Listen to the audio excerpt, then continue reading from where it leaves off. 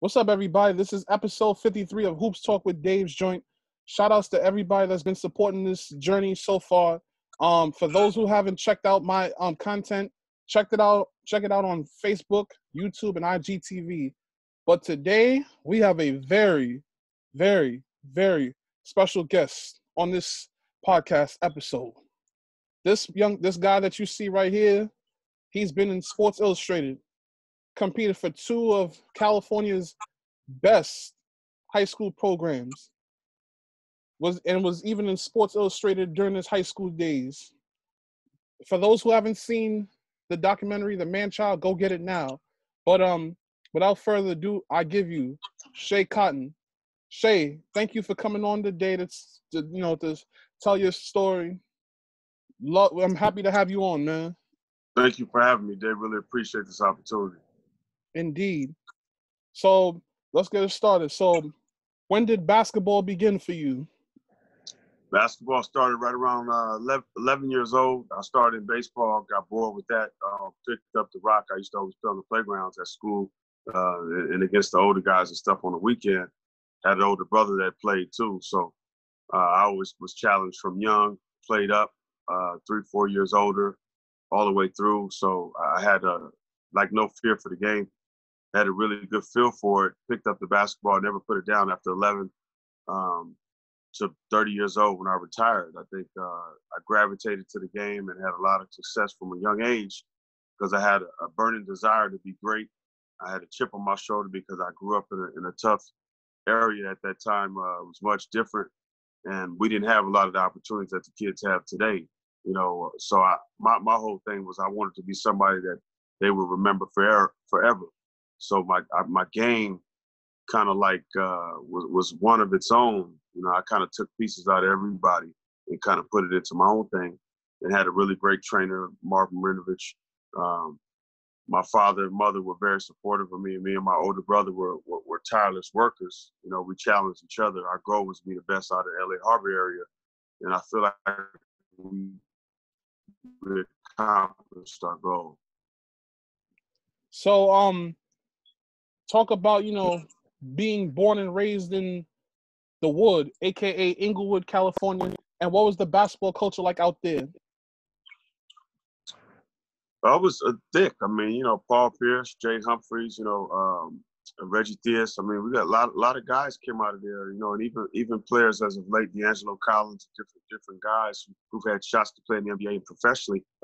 Definitely a basketball hotbed, city of champions. I started in Inglewood, was born there, and then I was raised in the San Pedro, LA Harbor area by way of Long Beach. So, pretty much through and throughout the city. A lot of my family came to Los Angeles from the South long before. Migrated on the East Side. We call it Bottoms, pretty much Watts, South Central. So I had an understanding of what our struggle was and what it took for me to be successful from young. I knew I had a bullseye on my back. I mean, at 12 years old, I was a national figure at ESPN, Scholastic Sports America, Sun-Kissed Kids. This was the biggest outlets before we even had social media. So at that point, I was nationally known. I was, pretty much rising in my state as a can't miss, for the NBA and somebody that kids were looking up to at 15 years old, which is crazy to think about that.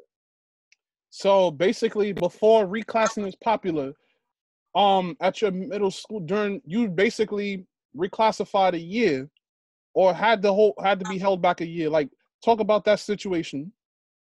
I was in school, St. Irenaeus. It was a Catholic school. It was in middle school. I was in between schools. I was actually transferring out of one because of the gang violence in one school. I moved cities where I grew up to a new city, so they didn't really know me.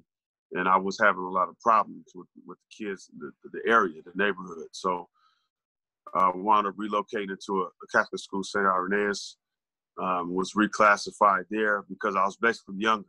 So it's not like I was older and was getting held back for an advantage. I was younger, so they felt maturation-wise it could help me, especially the trajectory that I was on with basketball, wanted to help me become more mature and be, obviously advanced amongst my peers. So it was a good thing to do leading into high school. I started at St. John Bosco, and then I transferred to Mater Dei my freshman year. In that same season, was eligible to play. I think we lost in the CIF playoffs that year to Crenshaw High School in the Arrowhead Pond at that time, which is now the Honda Center. We had 19,000 people in that arena, sold out. That game was on KCAL, nationally televised in California. Never had been done before then. It's seeing those kind of numbers. So I think from that point, I was stamped in the city because everybody in the city of LA knew I showed out against Crenshaw that I was a real deal. You know, a lot of people clamored when they played against Crenshaw High School because they had this mystique, and you know there was this level of intimidation because they played 90 feet of basketball pressing the whole game. There was no let up, all gas, no brakes. So, but I grew up that way. I mean, I played in the LA Summer Games. I played at Slam and Jam. Izzy Washington, rest in peace. That was the biggest thing in LA at that time. And I played with the biggest AAU program, SoCal All-Stars, under Pat Barrett. So I had a lot of teaching, great tutelage, you know, and I was constantly being battle tested. So I think when I got a chance to play in the games, I wanted to showcase my talents on a different level because I worked so hard in my training. I wanted to show out in the game. Mm-hmm. Before we get into high school and all that, let's talk about your middle school years. So you first played with Slam and Jam, correct? Correct. So what was I started. Go ahead. I'm sorry. Go ahead. We got cut off. No. We started with Slam and Jam. We started with Slam and Jam at that time. I mean, we had guys come out of there like my brother, myself, Ricky Price. You know, Toby Bailey was part of the Slam and Jam network. I mean, we got oodles of guys from the LA area that may not have played pro ball, but played Slam and Jam and got good scholarships to D1 universities from that umbrella. I mean, Izzy Washington at that time was Slam and Jam. We had the biggest national tournament in Los Angeles called the NIT. We had probably 350, 400 national AAU programs coming in to play in this tournament every summer. It was the biggest thing, you know, and it was great because you'd see teams out of New York, you see teams out of Chicago, Baltimore. It didn't matter. Detroit. I mean, all the major hotbeds. You know, Boston, everybody was coming in because they wanted to test their skills and see where their team ranked amongst the other country's best. And that was like the best time of year. I mean, when I think back to that, there was nothing bigger than that. You know, today it's very diluted. Social media has given kids platforms where they can be discovered overnight. And there's oodles of AAU teams in different camps to choose from. I think it's watered down a lot of our hunger in our kids. Mm-hmm. You know, kids are very skilled. They're very talented because, you know, the advancements in training and things like that today. But I think the hunger and the appreciation of the opportunity in the sport is lacking a bit today. Absolutely. So when did SoCal All-Stars come into play? SoCal All-Stars came into play after I dropped 40 on them playing with my AAU team at the time, Cerritos Jaguars with Joe Perry.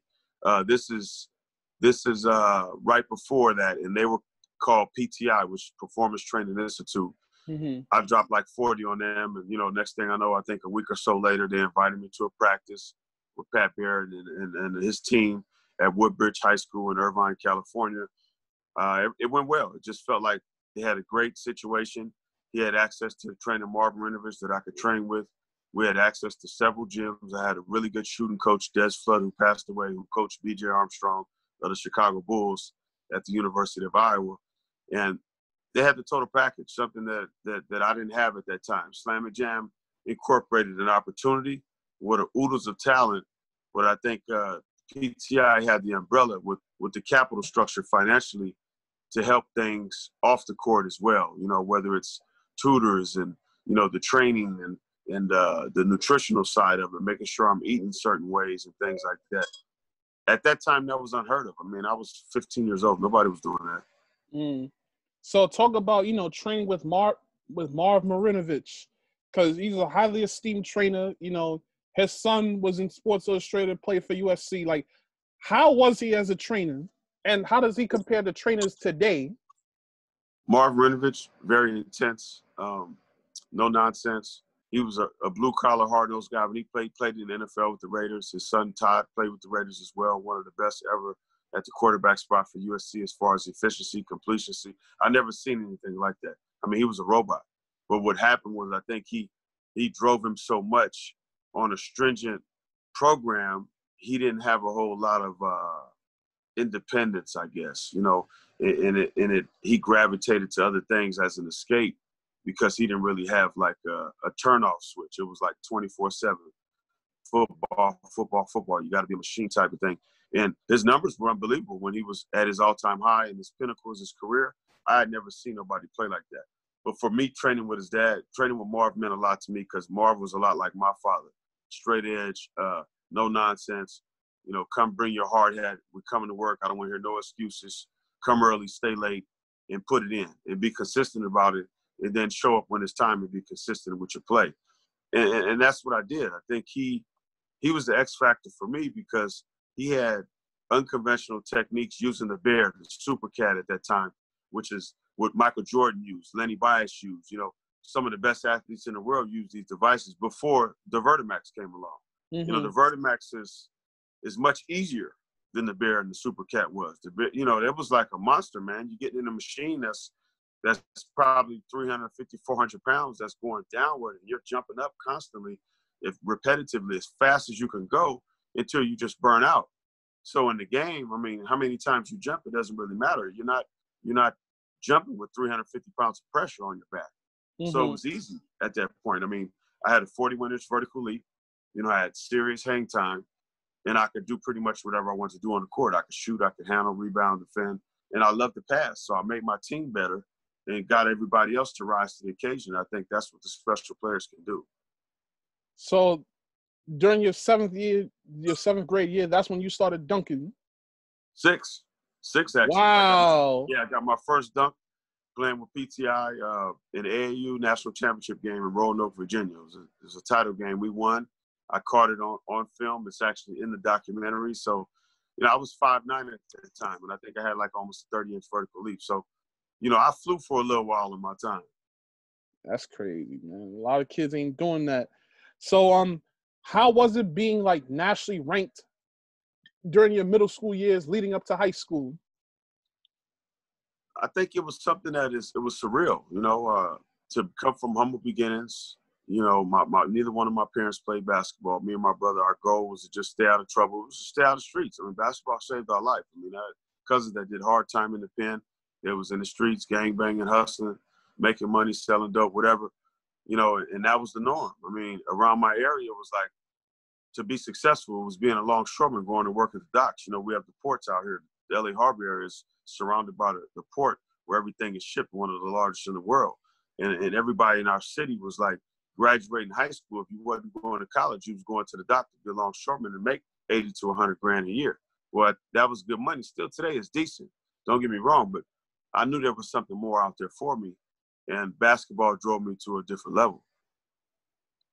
So let's talk about your brother James. You know, when you guys were younger, how many one-on-one battles did you guys have, and how many of those were you on the winning end of? Well, we had several early on. When we first started working out when we were younger, leading up into high school. He would beat me up consistently. You know, I'd maybe get a shot off here and there, but he dominated a lot of the games itself. And it began to be frustrating for me and started to get a lot more intense. And then as I got stronger, started to grow and started to mature, started to balance out the games, I think I started to win some of the matchups in high school right around when I started to become one of the top players in the country. In 1995, I became number one. Right around that time, we started to even out the matchup, started getting some wins, and it started to be getting a lot more physical. And it started going to blows. When we started fighting, we had to back up. You know, my mother said, you guys, if you can't train together without fighting, then you don't need to train at all. So we would push each other in our drills and do different things creatively. And then we played pickup. We'd always play on the same team. And then we just dogged people. So it was like we took it out on everybody else. Instead of, you know, beating up on each other with fists, we did it, you know, physically with our opponents. It showed in our game. Mm-hmm. So during your high school, all right, so what was what made you choose St. John Bosco as your first high school choice? Well, that's where my brother had finished his high school career. They had a lot of history over the years. Don Carfino and different guys that came out of there, as well as my brother. And then Jelani Gardner was finishing up. He was a senior, McDonald's All-American. the year I was coming in. I knew Jelani already, so I felt like it was a good fit because with his talent and my ability, I felt like we could do some special things. And for that opportunity, it didn't quite work out. Wasn't a good fit, so I decided to transfer out St. John Bosco and went to Mater Dei because my AAU coach had already coached at Mater Dei way before we even started with our AAU team. So I was aware of the program. I used to go watch some of their games when I was in middle school. I knew Coach McKnight. I liked everything about the program. It was a great fit. Decided to transfer out and never look back. I mean, it was one of the best things I could have did at that time because they had national attention. It was a powerhouse. And with my talent, my skill set, adding to that roster, it made all the difference in the world. So that freshman year, you averaged 20 points and 7 rebounds a game, and you guys went all the way to the regional championship. Like, talk about that first season.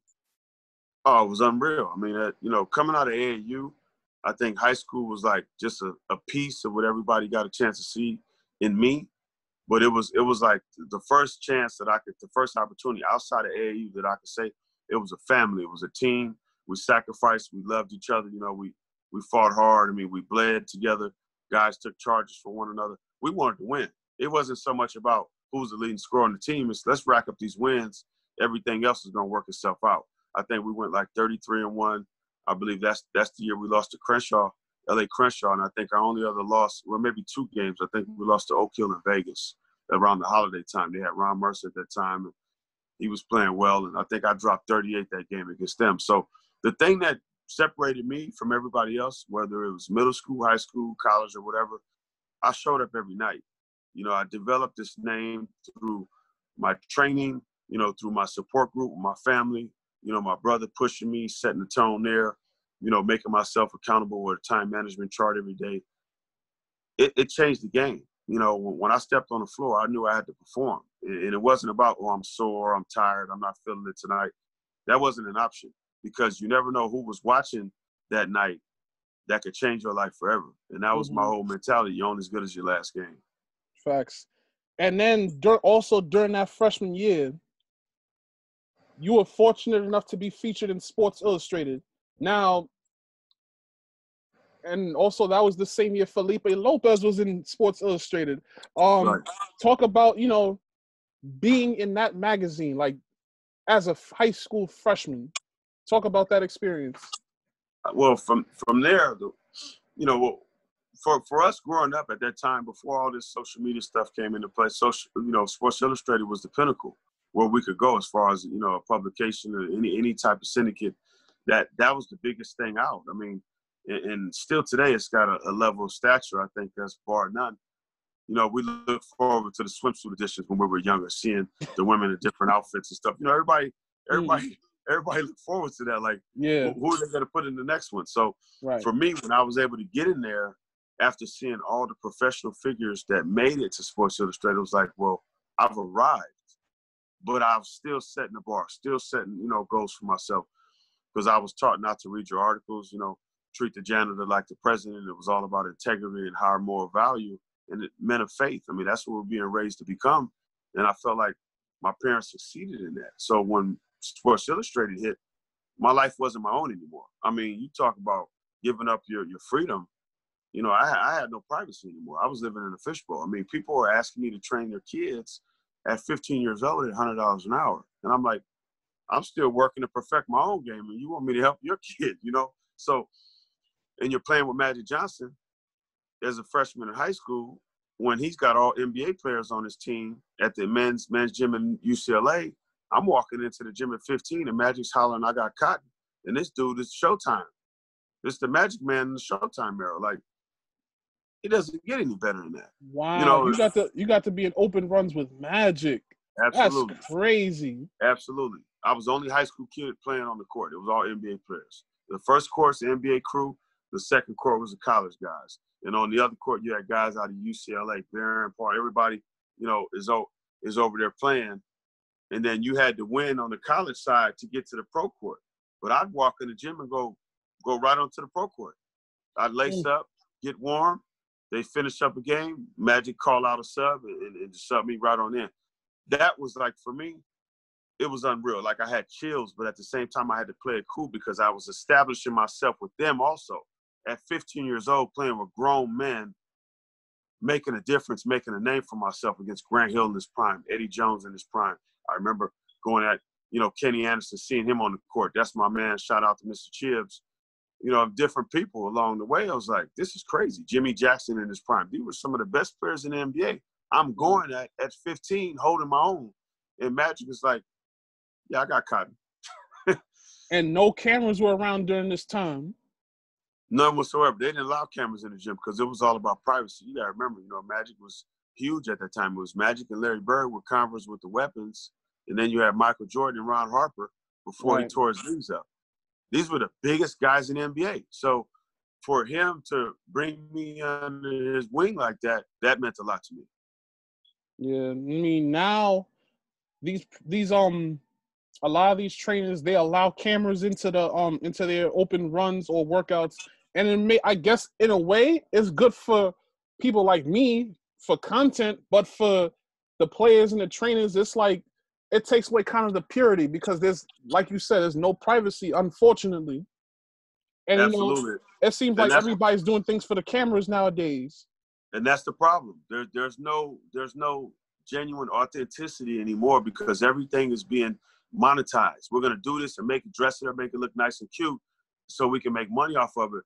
But what is the legacy going to look like? What's the tenure really going to look like? The validity in it. Like, how good are these people? Anybody can look good in a highlight reel. But what about the edits? The edits that you cut, what did they look like? What kind of mistakes were you making in those edits? Things like that, people need to understand. I'm a historian. I feel like God put me in this position for a reason. He allowed this to happen to me in my career, to help so many lives today. And that's what I've dedicated my time to. The bad thing about those mixtape companies, it's like they don't really show all like the person's weaknesses. They only highlight the good stuff. Whereas college coaches and NBA scouts, they don't really care about the flash and all that. They want that full game tape so they can really evaluate. Absolutely, and that's what's missing today. But I think the coaches that played know what they're looking at. So when you get out to finally see a kid, they're watching everything from the time you step on the court to the time you leave the gym. Right. It isn't just about what you're doing on the floor. What's the body language like? How well do you interact with your peers, your coach? How coachable are you? What do other people have to say about you in and around town? Your classmates, your teachers. All that stuff goes into one umbrella to become that complete player and ultimately get that college scholarship of choice, whether it's SBCU or the Division I universities that you choose, and then to be luckily enough to get drafted to the NBA. I mean, if we talk in numbers, to get a Division I scholarship today as a student athlete, you got a 1% chance, okay? To get into the NBA, it's much less than a 1% chance. So when people understand the statistics going in, you prepare yourself for life, diversification, going into college. What do I want to major in? Where would I like to live when I'm done playing? When I graduate college, if I don't go into the NBA, do I want to live in that state where I went to school? Yeah. What does that alumni network look like? See, you got to have these conversations with guys. I don't know if guys are aware of that because it's so much focus on the basketball and the branding. On the now instead of the future. Absolutely. Because it's like once these schools, it's like there's some schools where these coaches will have relationships with players for life, and then there's other situations where the coaches won't help you after they're done with you. It's like you could be out there struggling years from now. Like not too long ago, I saw a picture of Joe Forte. He was out in the streets with his shirt off. You know what I'm saying? Like I guess he was begging people. Like somebody said, he said that people turned their back on him. Like it was just sad. You know what I'm saying? Yeah, but, I hear that all too often, man. All too often, and that's a big reason why I'm blessed to be able to have this platform right now. I'm open to help as many people as I can with my life because I don't want this to happen to no one else's kids. And if I was able to become the number one player in the country out of humble beginnings and nobody foresaw that, it could happen to anybody. What happened in my career on the latter part of it. I tell people, look, on the back end, I wasn't satisfied with what happened, with my career. But I had my MBA early. I mean, if we want to talk about exposure, notoriety, I had a Nike deal without the money at 14, 15 years old. Okay, I wore a different pair of sneakers every game. I mean, we played 30-some games. I wore 30-some shoes. The best shoes Nike can make, the most expensive, the Andre Agassi's, the Charles Barkley's, the CB4s, the 34s. I can't remember which one offhand, but with the straps on them. You know, the Pippins, the Jordans, or the Huaraches. All the illest shoes they made, I wore, and I helped sell a lot of sneakers for them. And in turn, nobody was there for me when I needed them. My mother had my back. Yeah. Like I remember in the documentary, which we're gonna talk about later, like the mom said that the game, how first and foremost, how's mom's doing now? Doing well. Thanks for asking. She's healthy and surviving, so I'm glad for that. Shout outs to Miss Schea Cotton. So in the documentary towards the end, she was saying that this game destroys lives, which is very, very true for the reasons that we just mentioned. Absolutely. I have peers of mine that don't have this type of story. When it didn't work out, they kind of went in a different direction, because basketball privies you to a different life. People don't understand all the people that interact with you that are coming at you because of the body of work that you possess, things that you're doing on the floor as an adult when you're basically still a kid that they're leveraging and using for their financial benefit. It affects you over time when they eat, and then when it's time for you to eat, the door closes, and then they turn their back on you. So This is the dark side of the sport that people don't want to discuss, that I know all too well, because I got to the mountaintop and went all the way back down, and now it's like a reincarnation. Very true. So let's get back to Mater Dei. So your sophomore year, you averaged 24 and 10. Mater Dei goes 36-1, and y'all won the state championship. Talk about that season. Unreal. I mean, storybook ending. We were excited after coming back from our freshman year, feeling like we got snubbed against LA Crenshaw going into my sophomore year. It was about making a statement. We wanted the state to know we're the best team in the state, and we wanted to be nationally known. Mater Dei was a top 25 USA Today pretty much annually every year. At that time, we felt like we had one of the better teams in the state, and I think we showed in a lot of our play. Teams we played against, we beat them convincingly. It wasn't like just barely beating guys. I think, we had an opportunity to play against Stephon Marbury Lincoln. We beat them down there in Torrey Pines in San Diego. Lamar Odom of Christ the King, we beat them as well in that same tournament. So it was like just going down the line. Now, at that time, everything was pretty much centered around the East Coast players. Like, West Coast players weren't getting as much credit and notoriety and respect for that matter. So I had a chip on my shoulder because I had a lot of stuff riding on it. And I feel like I was carrying my coast by myself in a way. Right. For all our New Yorkers watching this, he went 2-0 against us. And then I got the Riverside Church crew too, and then dropped almost 40 on them, and wound up getting a call from Coach Lorsch. They wanted to bring me out to a Kansas City tournament when they had Kevin Morris and I believe it was Willie Dersh, Holy Cross High School, Vasil Estimov, the Bulgarian beast. Anthony Glover, Elton Brand. I think Meta was on that team. Shout out to Eric Barkley, all them guys, Meta, Lamar. I mean, these are all my peers, man. I got a lot of love for the Big Apple, so that's like a second home for me. Now, before we get to everything else, let's talk about AAU at that time and the sneaker camps. Let's talk about it. AAU at that time is unmatched. I mean, I don't think it's been as strong from top to bottom since. And, we had Adidas and Nike. There was nothing else. So most of the East Coast guys was going to the Adidas camp, and the West Coast, Midwest guys down south was coming to Nike. So I had Nike in my back pocket pretty much. I went to Nike camp 3 years in a row. I would have went 4 if I didn't go to summer school my freshman year for a D I caught in math in one of my classes. So, and that was the year Allen Iverson went. That my freshman year. So I watched that one on TV. I hated I couldn't be there, but it was a great experience to watch it, on TV and the dunk contest and the game and stuff like that. But our AAU team, like I said, was one of the top in the country. So Riverside Church knew about us, the Gauchos knew about us, DC Assault, all the Chicago teams, Cecil Kirk out of Baltimore, all these different programs that were known in stature and been around forever, BABC, all these programs out of Boston, they knew about us. Everybody knew who SoCal All-Stars were because we were paving the way by beating teams in tournaments consistently, convincingly. It wasn't like anybody was doing us a favor. We were earning it. So, like, I think you got some memories from the Nike All-American camp. You dunked on somebody. I caught a couple people in Nike camp. I can't remember offhand, but I can remember, dunking on Mr. Kevin Garnett in Vegas about 3 times in one game. Yo, oh yeah, yeah. You as did a talk about that in the sophomore. documentary. Yeah. Yep. As a sophomore, UNLV North Gym, I was in summer school, got a call from AAU coach Pat Barrett that they needed me. And flight was there, hopped on the plane, flew in that night. The next day we had a game. I mean, I didn't disappoint. We didn't have enough help from our bench, but we lost by like 7 or 8. KG played amazing. To me, he was a mismatch. At that time, I had seen nobody like him at 6'11", to be able to rebound, pass, shoot, defend, had a motor out of this world. He did what he wanted to do on the floor also. He had a good time out there. I mean, he was playing right next to Paul Pierce. They flew KG in to play with the K-Swiss Patriots, which was an LA team. It was our rival. We had been beating up on Paul. Paul didn't get a win from me for about 6 years at AAU. He started benefiting in high school, and I think that helped drive him, and he admits to that in the doc. And shout out to, the truth. That's my man, Paul Pierce, out of Inglewood. Mm-hmm.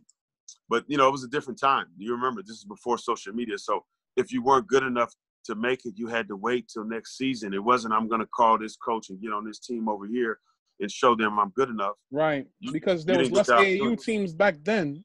There wasn't as many as there is now. Absolutely, and the credibility of it was a lot stronger because they knew if this guy's playing for the Riverside Church, if this guy's playing for the Gauchos, if this guy's playing for Slam and Jam, if he's playing with SoCal All-Stars, he must be pretty good because, the credibility was already there, and then it just kept building along the way. Absolutely. So, how many times did you play against Paul Pierce in high school? Countless. In high school, we pretty much played against each other AAU and summer stuff, more so than in high school because our leagues were different. He was at Inglewood High School and I was at Mater Dei, so we were in different divisions. But we grew up playing against each other. I think we motivated and pushed each other as a whole. I mean, it's Paul, it's Barron, it's Earl Watson, who's a guy, even though he's from Kansas City, went to UCLA. We all played against each other. He played with the UMKC or something like that program with Piggy. That program. Shout outs to them. Yeah, absolutely. So everybody was the best of the best out of their city when they came into playing college. But AAU ball was like by itself. It was like hands down, I think, some of the best talent that people had a chance to see all in one sitting where I didn't have to go to all these different tournaments to watch all these different high school teams. I could go to one tournament and watch 10 guys from 5 different cities. And it was just like, just go buy some popcorn and a drink and sit back and enjoy the show. Like a movie. Absolutely. So you were in the high school class of 97. Correct. How many times did you play against Kenny Bruner and Baron Davis? Kenny Bruner was my guard. My AAU team was SoCal All-Stars for about 2 years. Yeah, and it was a problem. Guys feared him. He guarded you 90 feet the whole game. Baron played with the K-Swiss Pacers, which was Paul's program. Baron played on the younger team, so I didn't play against Baron as much. Caught him a couple times because he was a little younger and he was smaller early on. He grew later. The guard on the team was Tremaine Ross at the time, nickname Term. They call him El Jefe out here, one of my guys. He came up with Baron. He's in the documentary as well. So real close to Paul, went to Dominguez High School where Tyson Chandler and Tayshaun Prince went as well. So, I have a nucleus of peers that I've always been bonded to because I never changed. When I was number 1 player in the country, I always showed love, shook hands, and kissed babies, and even today, still the same. So, yeah, that's crazy. Wait, so you said K-Swiss actually had an AAU team out? Yeah, the K-Swiss Pacers was the name of the program in LA. Wow. So that guy, it was hard to get a Nike deal. You kidding me? They didn't sponsor AAU teams out west in LA at that time. We were the first one. And the deal was pretty lucrative considering it was only 3 months of work being done and you're making 6 figures. So, I saw remember the contract. I saw how my AAU coach propelled and how his look started to change, the gold chain and the Rolex watch and driving the brand new big body Benz then, the real spaceship, the SCL 420. that was a big deal at the time. Pat Barrett was getting that bag like that. That's crazy. Yeah, and you know the demand is there. It creates that monetary, you know, that demand. Yeah, that's shout outs to Pat Barrett. You know, he came up. Absolutely, and a lot of guys after me. You know, I think we put SoCal All-Stars on the map, and the Brandon Jennings came along, and the likes of guys like James Harden, you know, Kevin Love, and you know, Bernardo Sidney, and all these guys came out of our program. I was the first one, though. So people forget real fast because they get caught up in the hype and all these highlight reels and the social media component. This is way before all of that. If I had the social media today, I would have broke the internet, clearly. Facts. So let's go back to your sophomore year. You wound up leaving Mater Dei. Like, why? Financial. We were having some issues. My father was a contractor growing up in LA. He had an LA County permit, not Orange County. So work was hard to come by at that time. And, you know, although I was having a great experience playing ball and, you know, getting acclimated to the school and the whole deal, it was an unhappy home because, you know, financial things got challenging. So we made the move back to the LA area. I went to St. John Bosco, and my father was able to continue working with his permit. And, you know, we were able to continue living. You know, I wasn't on the take. I wasn't taught to take from anybody, so I wasn't being paid, you know, like some of my counterparts were. And I happened to be the number one player in the country at that time. So I was a threat to the masses. I think the powers that be didn't really know how to handle me and my family. And a lot of it has to do with what happened in my career. Well, I mean, with you doing with money problems and all that, like, couldn't Mater Dei have set up, like, help some, like, keep you with some scholarship money? You know, they didn't try to help out with that? Yeah, they tried to do things, but, you know, I wasn't raised to receive benefits and things like that. It was like, you're gonna earn your keep. You know, when you take you're bought and paid for, then you have no voice no more. Very true. And that's what a lot of, it's like, yeah. Then again, that's like growing up, my mom, she was always like, basically like, you gotta be careful who you take things, like who you help, who helps you or whatever, because it's like eventually people, like, a lot of people have ulterior motives, you know. They will take advantage of you. So I understand why your parents were like that. You know, they didn't want you to be a charity case. Like, they wanted you to, you know, to earn on your own. Absolutely. But sadly, a lot of kids aren't raised with those kind of values anymore. Right. Well, that's the problem with the game today. I think you're seeing a different brand of player and a different type of individual too. You know, as far as the integrity and the work ethic, when the going gets tough, I see a lot of kids quit because they don't have that mental fortitude. You have to build up that mental, emotional muscle. It isn't just the physical, the look. Oh, your body's big and strong. I could be big and strong on the outside and weak as water on the inside. I mean, you have to build that resistance, and it has to be battle tested. Absolutely. So let's talk about your junior year at St. John Bosco. Junior year St. John Bosco was a big year because, you know, that year we became USA Today ranked top 25. I think we were top 5 in the country. We had beat St. John's Prospect Hall with Nate James that went to Duke. Shout out to Nate James. He's an assistant coach at Duke University now. Been there doing a great job. And Wooney Muhammad, who actually got a scholarship to Clemson University. He was a 7-footer on that roster. And they had a host of really good role players and team guys. And we played at UC Irvine. I can remember that game. I was running the point. You know, I had like a triple-double that game, I believe. We won. When we beat St. John's Prospect Hall, that's when US Today realized, okay, this team's for real. You know, I had my point guard, Victor Munoz, another 3-4 guy, Brian Johnson. I think he wound up getting a scholarship to FAMU. Just a host of solid role players and good team guys on my roster. But, you know, I was built for it. You know, I knew that I had to carry teams. I was used to doing it with my AAU stuff. I knew that St. John Bosco wasn't as strong bench-wise as Mater Dei was, but I was back home, so I was in a whole different zone mentally. You know, and I wanted to show people that I could play no matter where I went to school. You know, I wanted to show them that I had talent and I was going to get the job done. So, unfortunately, you only got to play in 11 games that year. Correct. Like, I tore my shoulder up my summer of the going into my junior year, going into my senior year. So that junior summer against Long Island Panthers, Lamar Odom, Khalid El-Amin, and Kareem Shabazz, Tavares Bell, shout out to all them guys. These are still peers and friends of mine. I had 38 and 3/4. All right. So yeah, you were saying? Yeah, we this was my junior summer going against Long Island Panthers at the Long Beach State gold mine. I had 38 points in like 3/4. I probably would have had 50 or 60 that night if I wouldn't have got injured. I was going up for a rebound into the third quarter. Me and Kareem Shabazz got tied up. I tried to grab it with one hand. He kind of wrapped his arm up this way. I pulled back. He pulled forward. My arm snapped like a drumstick, and I had to have a reconstruction. I tore my labrum to my shooting arm right down the middle. So I lost like 30% range in my arm as far as motion, and it changed just the feel of my game as far as the capability, what I could do on the floor. Before that, there's nothing that I couldn't do. When I had the injury, I had restrictions.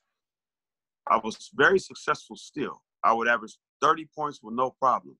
You know, I could rebound, pass, do all those things still, but I had restrictions. So it was a different player that people were witnessing compared to somebody that could do anything on the floor to go to restrictions, but still being very, very successful. It was just a different look. Mm. So talk about, your senior year at St. John Bosco. I guess you didn't play at all, correct? Correct. I had to sit out due to the injury. I basically rehabbed and focused on my schooling. Was able to do pretty solid in school academically. I was very heavily recruited, so it's not like schools were backing off because of the injury. It just I was sidelined, so I wasn't able to play. I was a McDonald's All-American, voted into the game unanimously. When I was injured, I got another letter saying that I wouldn't be able to play in the game, but they still honored the status itself. And the guy that replaced me actually wound up getting hurt as well, and he didn't even play in the game, which I thought was interesting. So there was a lot of stuff that happened that was driving me on the political side. After the injury, I got a chance to see who's really my friends. A lot of people left. The writers and stuff started writing different, kind of questioning will I be able to recover and things like that. So that was another chip that I added to the shoulder.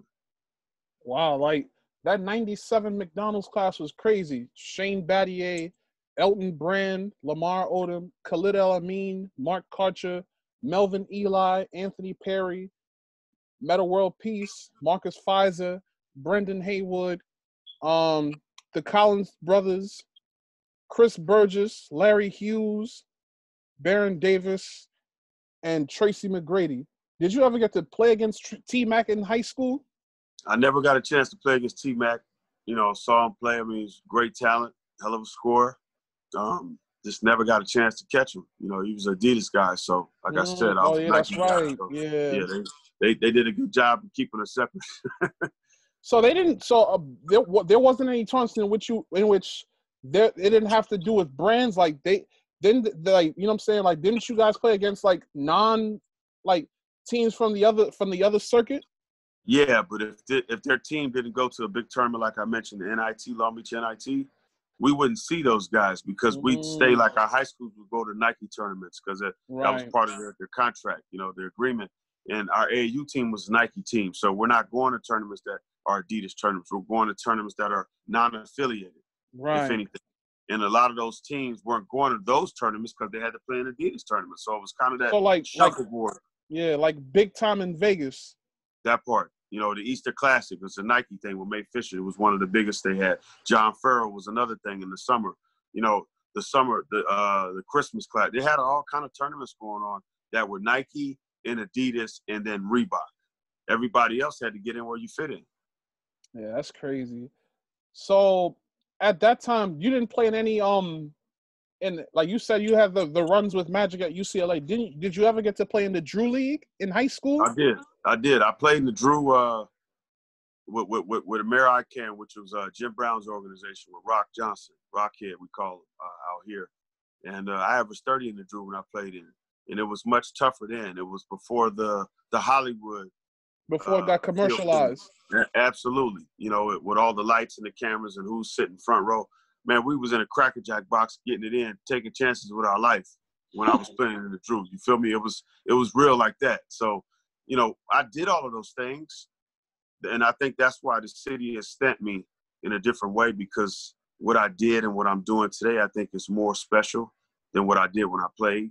The work that I'm doing with kids and just the heart that I have for them. You know, I think that's what I want the world to see more than anything. What happened and what I'm doing today is two things that were unforeseen. And this is where real miracles take place. Mm. So in April 97, you committed to UCLA. What made you decide to commit to the Bruins? I was at Long Beach State previously to play with my brother. We wanted to play together 1 year, then put our name in the hat and go to the NBA. You know, blow Long Beach State up, do the best we can, go far into the NCAA tournament, and then we both leave together. He decided to go hardship early. We were still dealing with some financial issues. At that time, things were challenging, so my brother went hardship, and I chose to look at my commitment, and I decided to go elsewhere. I wrote a letter up, sent it to the school. They granted the letter, and I looked at my situation, said, well, I grew up in LA. You know, I'm not going to Long Beach State, play with my brother. You know, the biggest school that I've always wanted to attend was UCLA. We call it the West Coast, North Carolina, the most national championships, the Wizard of Westwood, beautiful campus, you know, homegrown situation. It was a no-brainer for me, but I didn't realize what that meant. And I can't tell you too much because we got to drive people to go see it. You feel me? I need people to see it. Okay. Yeah. So, like, yeah, you have to deal with the NCAA, like. Absolutely. And I want them to see it. I want them to experience the documentary so they can understand. Right. This isn't me trying to badmouth anybody. Something happened that shouldn't have happened. But we turned something terrible into something that's looking real good now. And it's going to help benefit a lot of people. Now, I know you don't want to delve too much into it, but, like, talk about having to deal with the NCAA. Like, how hard is it to, you know, to deal with them?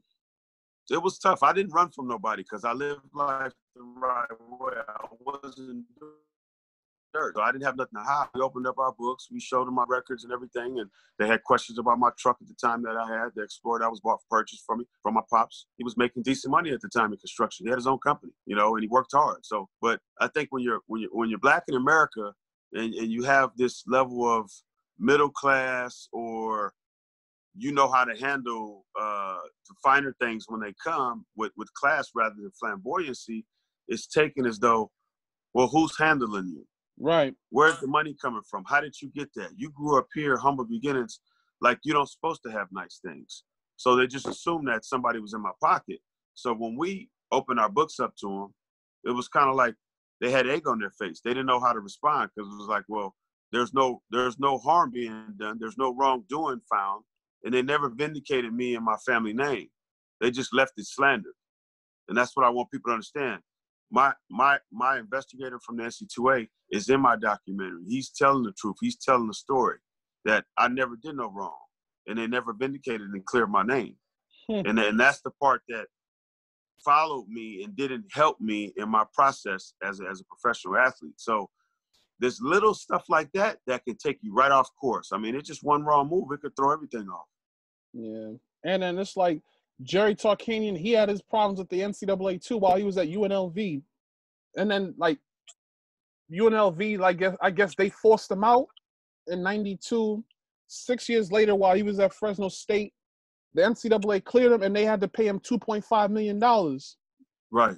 I never sued for money. I was suing for the eligibility. I wanted to play. I was on my way to get paid. Right. I had a deal with Nike without the money. I had everybody at my dinner table but Phil Knight. We had all the main people, Howard White, Peter Ruppe. At the time, Howard White was the right hand pretty much to Phil. He had his ear. And that's Jordan's right-hand man. They call him Slim, Howard White, H. So, you know, he'd been to my kids' table several times having my mother's food. My family's from New Orleans, so my mother loved to cook. That gumbo. That's absolutely. Crawfish etouffee and shrimp po' boys and the whole deal. So, you know, but me and my brother was LA raised. So I had the best of both worlds, and I got a chance to see big business at a high level from a very young age, which matured me beyond my peers. Yeah, man. So it said that I'm looking at Wikipedia. Like, you guys had to spend $60,000 taking on the NCAA. That's crazy. Yep, I had to spend some money. I had attorneys ready to fight for me from UCLA. They wanted me to stay. They didn't take Prop 48s, and I was tired of waiting. They took 2 years out of my career already. So at that point, I was like, you know what? I just want my eligibility. I'm not worried about the money. I know I'm good enough. I'll get paid eventually, you know. Right. But I'm not going to be under somebody else's finger. You're not going to be able to tell me, go here, go there. If I don't want to do it, I'm not going to do it. And I think that's what my parents wanted to teach me, and they showed me, and I got that memo. And I'm glad that I did it the way I did it. You know, if I had to do it again, the only thing different I would have did is I wouldn't have went for that jump ball. I would have let Kareem get that one.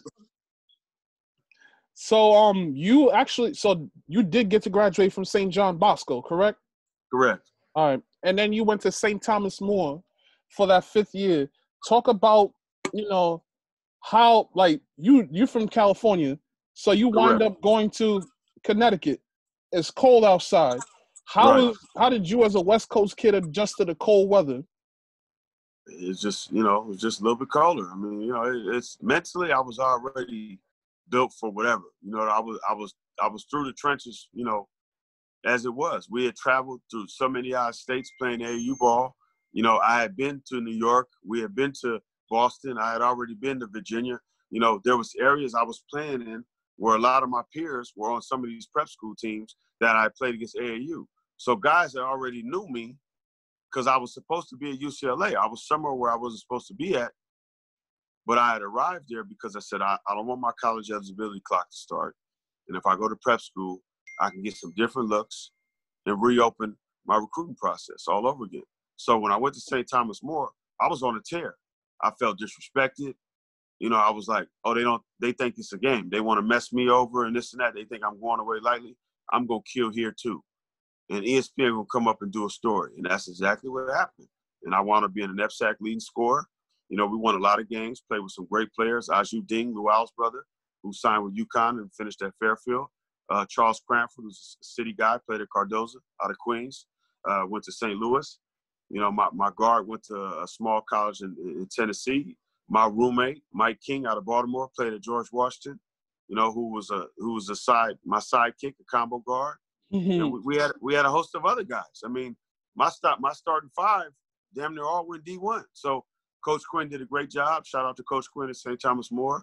You know, he played under Jack Kern and Archbishop Malloy, as did Kenny Anderson. So I had great tutelage along the way. And, you know, I still talk to these guys today. I still talk to Coach Minite at Mater Dei. I still talk to Coach Quinn at St. Thomas More. You know, these are lifelong relationships that we build. And I found that in a dark point in my life. I mean, you talk about being humbled. I mean, it was lonely.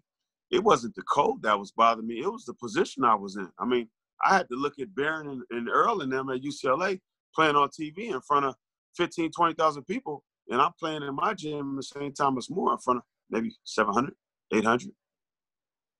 Damn, that's sad. I mean, I know it was rough, but, you know, you still managed to persevere.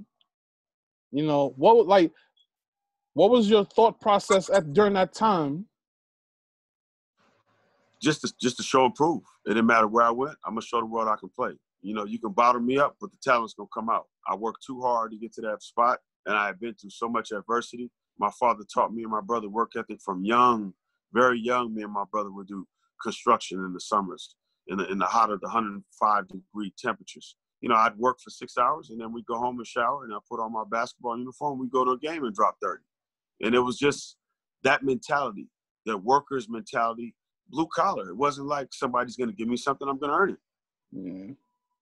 So after St. Thomas More, you signed with NC State, but the NCAA blocked you again. Yeah, that was tough. I mean, I was excited about it. NC State was comparing me to David Thompson. I enjoyed my visit. It felt like home for me when I went. It was an easy call. I look forward to playing in ACC. I feel like that was my fast track to the NBA, you know, and they wanted me. From what I understand, the head coach basically didn't step up to fight for me and put his foot down. The rest of the coaches wanted me, and they decided to sever their ties with me. So I came home and went a different route and played JUCO ball. And, you know, everybody else will hear in the story the details of what that looked like. But everywhere I went, I did my thing. You know, it wasn't a lack of production that caused the latter part of my career. I think it was things that were out of my control that were taking place that people need to be aware of. That if this could happen to me, it could happen to anyone's kid. Because best remember, I was #1 player in the country. talk about, you know, that 1 year LBC. Like, how was the JUCO comp? It was good. It was good. I mean, Compton College always had really strong talent. That was a rival of ours. Cerritos College had really good players. The California JUCO circuit, you would have one or two guys on every team that were probably mid-higher D1 players. And the rest of the guys were guys that were just grimy and scrappy and tough, you know, just trying to find their fit, you know, just trying to get in where they fit. For me, I didn't care, honestly. Once again, we're going from prep school to JUCO now, so I felt like I was doing this. And I'm saying to myself, my game is up here, but my career is doing this. So everywhere I went, I was like, I didn't care who I was playing against. It's time to go. So in JUCO, I think we won 32, 33 games before we even lost a game. Broke a record. First time in school history. Most winning the games in one season. I led the JUCO in scoring. I was averaging over 30 a game, like 10 rebounds, I believe, somewhere in there. And went down in the books, you know, still today. I mean, Long Beach City College has a lot of great athletes that come out of there. I don't know if you're aware, but Apollo from Rocky, Carl Weathers went to Long Beach City College also. So we've had a lot of big-time talent come through that school over the years. So how was it when you finally got cleared to play, you know, on the D1 level and chose Alabama?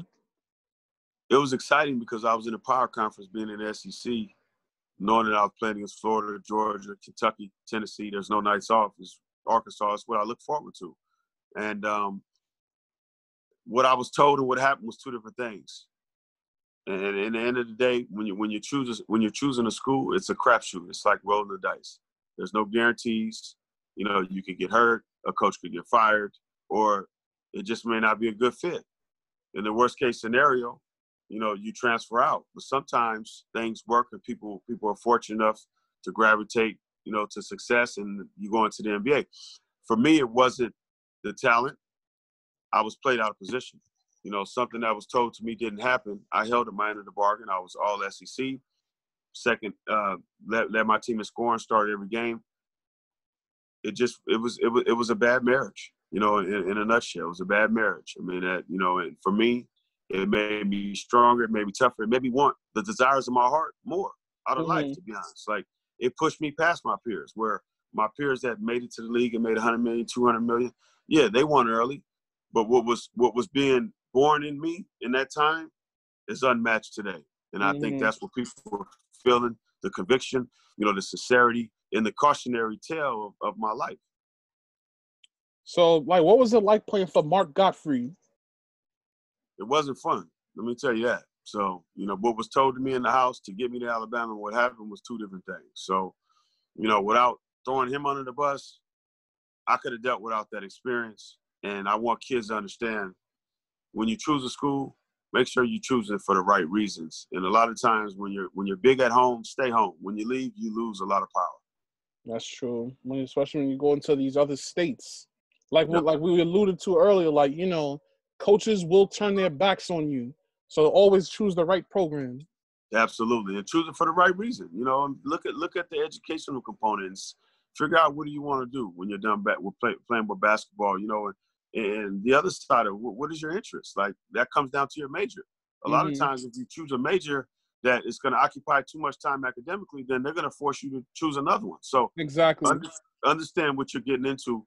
I chose speech communications, and look, I'm operating in that space today talking to you. So God has a way of bringing us around the horn right to where we belong. That's true. Like, and then I remember seeing Gottfried when he was at NC State. I remember that last year at NC State, that last week, this was the year Dennis Smith Jr. was there. They fired him like during the season, but they let him finish it out until the season was over. So that last week, it was kind of whack because they were out early. And they had good teams. You know, Dennis Smith Jr. was on that squad. I know Julius Hodge went to NC State. You know, Kenny Inge, Danny Thornton. Guys, these are guys of my peers that were in my class. Archie Miller. Shout out to Archie Miller, he's at Dayton now, I believe, head coach, or Indiana University. Yeah, so, and he was a player at that time. I mean, I felt good about that opportunity. really good about the NC State thing, and that fell through. So the Alabama piece was something that was unforeseen because it was more like playing favorites. Right. You're going to use me with my McDonald's eligibility status to bring in Gerald Wallace and Mo Williams that next season. Because how does Alabama land a kid from L.A. who's a McDonald's All-American that they're saying is one of the top to ever come out of my state? I mean, and then you do me like that? I don't want that to ever happen to no one else. That's why the Manchild documentary is out. Yeah. And speaking of NC State, I was a student manager at a Division I program in New York for 3 years. Shout out to St. Francis College. I remember that time we went down to Raleigh. We played them at the PNC Arena. J. Cole came to our game. He was there for Dennis Smith because they both from the same city, Fayetteville. Okay. How was that? Pretty well. We lost by 25 because, it was a bye game for us. But, seeing J. Cole, and I remember that day, seeing J. Cole, that was real cool. And, of course, Ball is Life, because they had guys that are from that area. They were out there, too. It just sucks that we was on the losing end of everything. But, that's a good memory, man. Absolutely. Beautiful arena, too. We had some B-roll footage shot for a thing that we did before this documentary dropped, and we went out there for the ACC tournament and stuff. Yeah. That's a hotbed, man, for basketball, right? That research triangle. I mean, I was disappointed when that didn't work out because there are a lot of loyal fans, and they were really looking forward to me coming. And still to this day, got a lot of love in that research triangle. And then this year, I mean, if God is willing, Hoop State, the John Wall Classic is going on. I'm trying to go down there for that, man. Absolutely. John's good people too, man. So after, you didn't get drafted, unfortunately, but you did go overseas. Talk about, you played in a whole lot of countries. You played in Serbia, China, France, the Dominican Republic, Venezuela, Mexico. Talk about the overseas experience. Well, it was an eye-opener for me because I realized that I could live with a lot less and still be happy, first and foremost. I mean, it was the first time I got an experience of hanging my clothes on a line in the middle of the winter. You talk about cold. It was like 20 below in Serbia at that time in the winter. So, I mean, it was bleeding outside. Now, I can wash my clothes, but I can't dry them because they didn't have no dryers. So we literally hang them outside. Clothes are stiff. So I had to figure out a process. Now, mind you, I'm by myself going through all these growing pains. I'm like 19 years old, 20 years old in Eastern Europe, like thousands of miles from home, learning the culture, learning the cuisine, learning my teammates, just getting used to the country and trying to find some normalcy in a much different environment. Like, I grew up so much. International experience is much different from national travel. And I think I would recommend everybody to do it at least once because you appreciate being an American a lot more, and playing in some of these countries. I take good from each country. There's something that I cherish. In Venezuela, obviously the food and the weather and the beautiful women, just to have that experience, to see that, everybody should do it if they can. Just the well-roundedness, to go to Italy and enjoy the pasta, to go to Venice and experience the gondolas, to go to Greece and go to Crete and stuff like that and see all the history, different things from different countries. Go to France and enjoy all the pastries and the bread, and be able to drink wine for like super cheap. That's unreal with taste, different stuff from each country that I cherish today that I hold in my heart. Yeah. And then you played in the D League back then. Right. And also, you played in a couple summer leagues and you played in the USBL. Talk about playing in those minor leagues. How is that? Slave labor. How is it? I mean, it's, to be honest with you, it's political just like the NBA, and it's a pecking order. It's guys that's coming out of the NBA that's getting cut, coming into the D League. They're getting a nod. Even if you're the man on the team and you've been starting every game, leading scorer, you're going to go to the bench 9 times out of 10 if you don't have the right agent. So for me coming in, I was coming out of Alabama. I got drafted into the Huntsville flight in the NBDL. Going into Huntsville, I was like, man, this could be a good situation for me. But not knowing, it was a political move. I was just on the roster, man. I was going through the motions. with their process as far as the business of the minor league circuit. And I learned a lot. I went out of the D League. I think I wound up playing in the CBA briefly, the Sioux Falls Skyforce. And then I got a job in Europe after that in Serbia with KK Partizan, which is one of the biggest clubs in Serbia today. Vlade Divac owned the team, and Sasha Danilovic, who played in the NBA as well, was the GM. And my agent, Mark Fleischer at the time, represented Vlade, so that was a tie-in. So that was a slam dunk. And my first month over there was hell. But after that, when I settled in, I grew to love that place. Some of the best people in Europe, just loyal.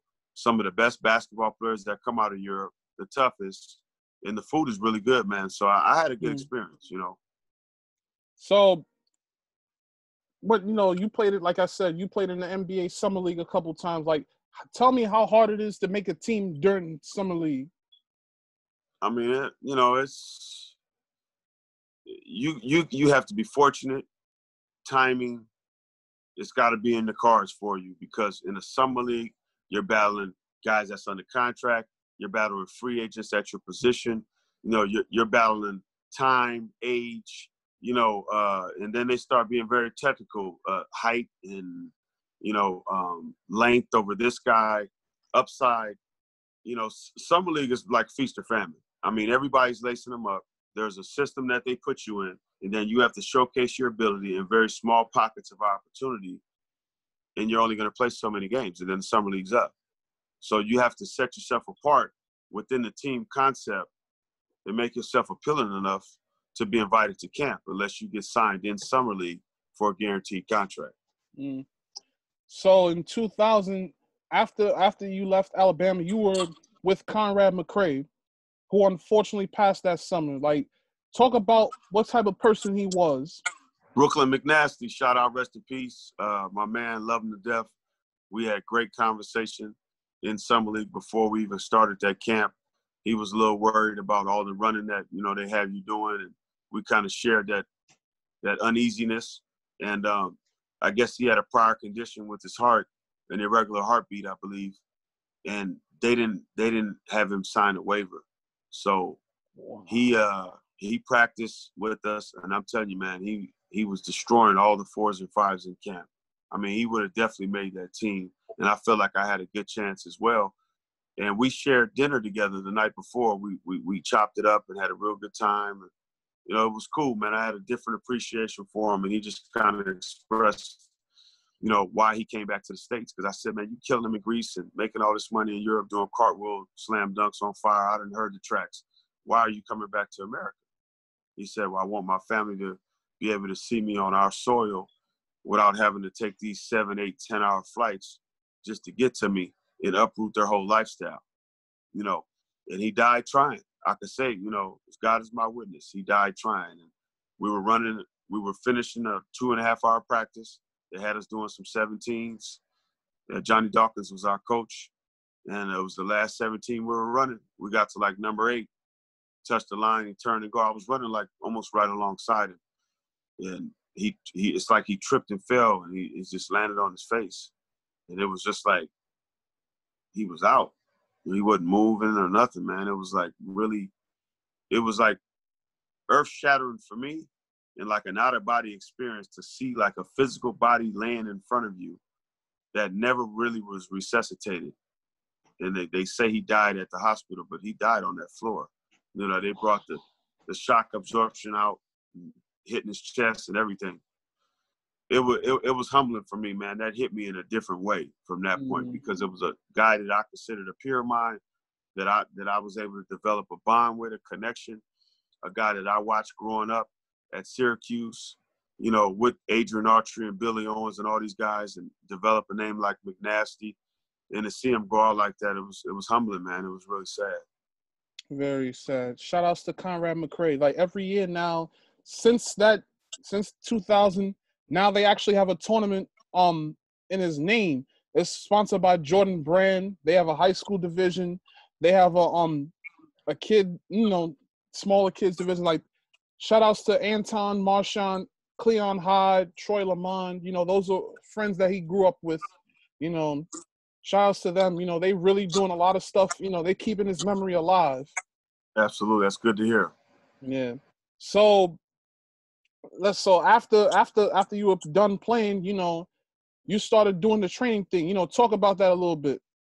Well, I went into so basically it's like I'm wearing a lot of different hats and everybody wants to give you a title.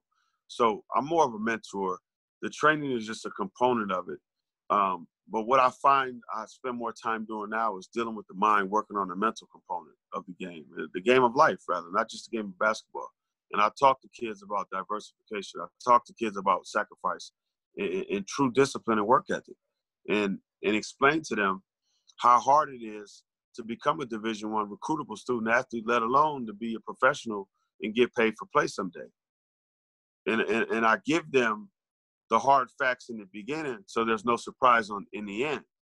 And they can manage the process a lot better throughout, so they're not setting themselves up too high or too low, but they live kind of like in the middle, and they give everything that they have and just kind of see where they land. That's pushing yourself in the classroom, being the best student you could be. That's being more well-rounded, being involved in your community, doing stuff like that, charitable events preferably, so you can add to your resume going into college.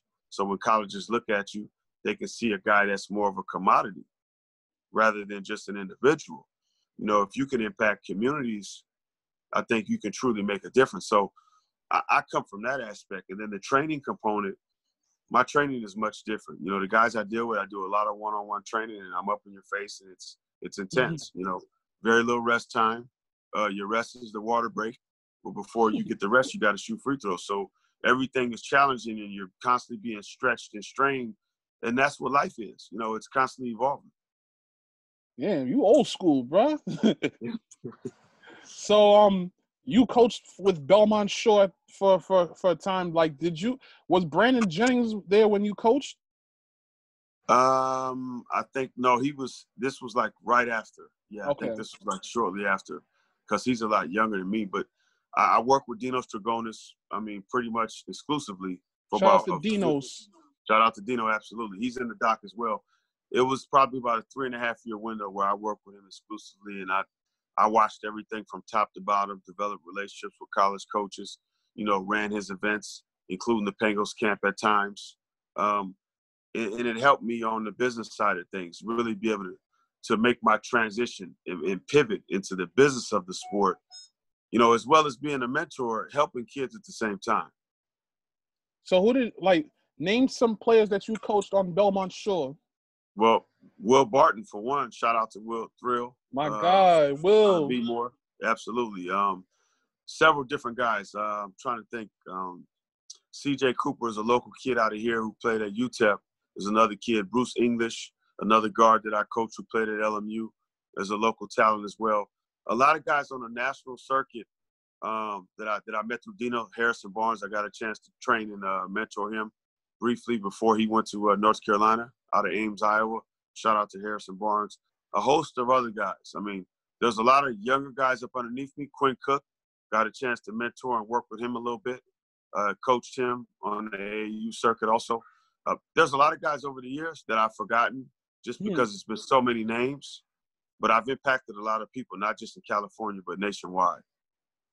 That's crazy, man. That's what's up. And we just get started. We just get started, Dave. Are you training any college guys and high school kids in the LA area currently? I am. I have a few up and coming guys that I think are pretty promising, 2 in particular, and they're both playing in the Trinity League, which is the league that I played in with Mater Dei, and the LA South Bay Catholic League as well. So I feel really good about both of these 2 kids in particular, because they're strong GPA guys, and they have a motor, a drive to be good. So I think those 2 intangibles will give them a good opportunity. You can shout them out if you want to. Shout out to Joaquin Strong and Clay Forsythe and all the guys that have impacted up to date, and even my young boys that's coming up that I'm working with, Jace and JP and some of these other kids. I mean, I'm here to work with all the kids that want my services. That's what's up, man.